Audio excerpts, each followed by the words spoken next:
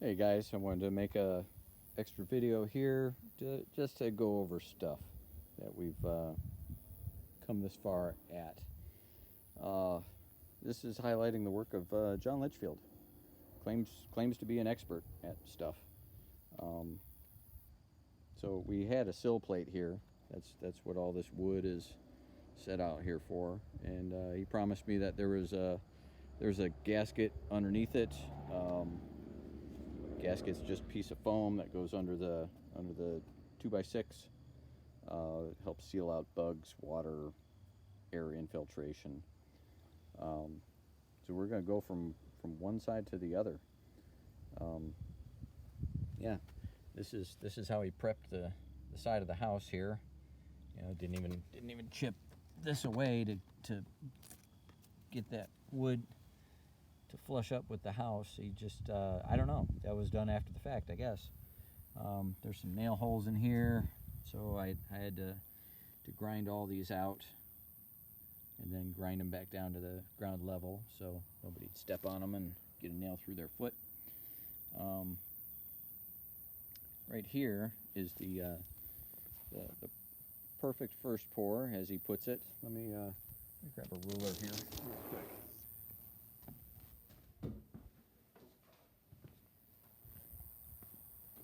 So yeah, this first pour we're supposed to come up 7 inches below the 7 inches below the doorway here. Right now we're at 4, so it's 3 inches too high from what the initial contract said.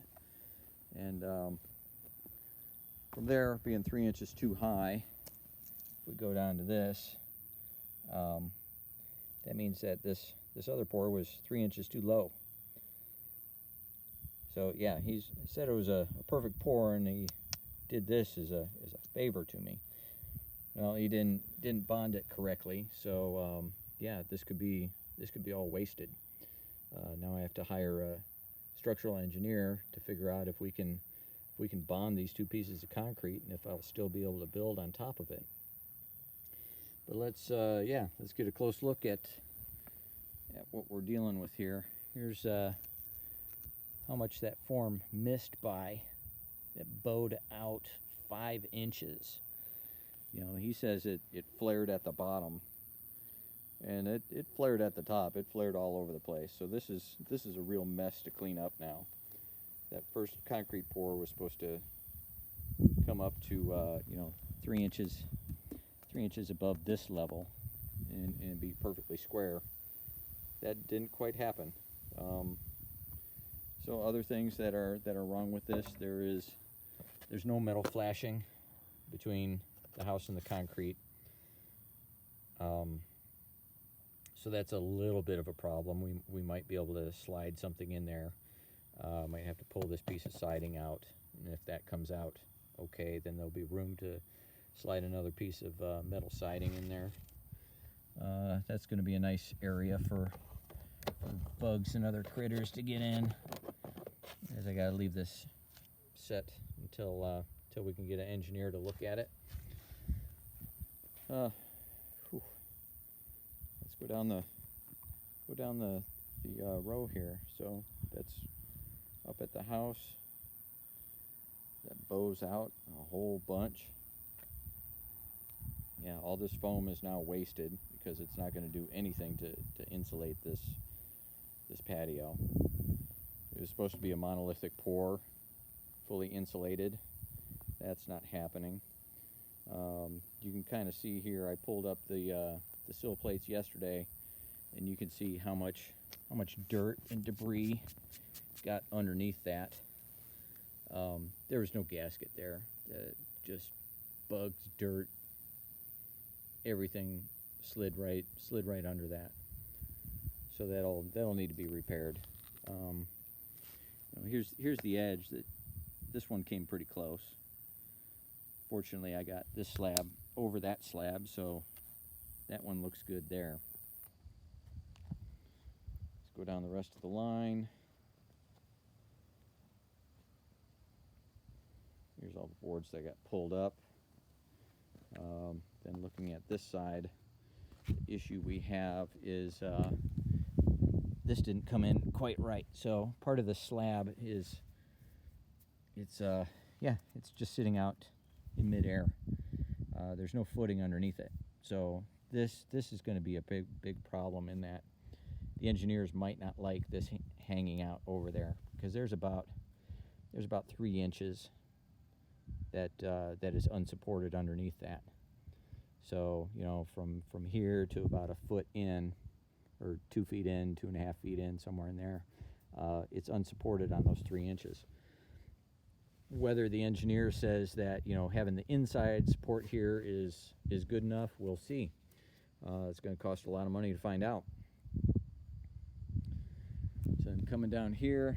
Most of that is hidden. I'll have to clear out that dirt. But for the most part, this top slab is over the footing. Then we get closer to the house, where we run into this issue again, where, oh yeah, John says it kicked out on the bottom. No, that kicked out on the top 4 inches. That's a lot. What a waste. Just, you know, here's that stellar piece of work there. Oh, how great is that? So yeah, even if I am able to salvage this somehow, I have to hide this.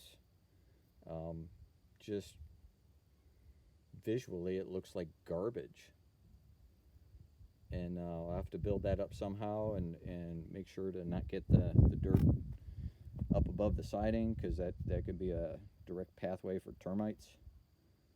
It's going to take some extra work. Then looking around the rest of the yard, this is the piece of concrete that he tried to bury. He tried to put this in as backfill. It's about 7 inches high. Oh geez, no, 1.5 foot big by 2 feet long. It probably weighs, it's definitely over 100 pounds, 100 to 200 pounds of concrete there that he just tried to throw in as backfill here. So I have another video on Facebook that shows me having to dig that out. So yeah, the rest of it, I am left with a pile of wood I can't do anything with. I'm gonna hold on to it though. That's probably the last bit of stuff I'm getting. He says he's not gonna work anymore. We're gonna have to talk, go into negotiations, see if he's just walking away from this. Yeah, I can't say much on it now. I'll save the other video and save it for another video and see what happens there. All right, so that's the current state of the project. I'll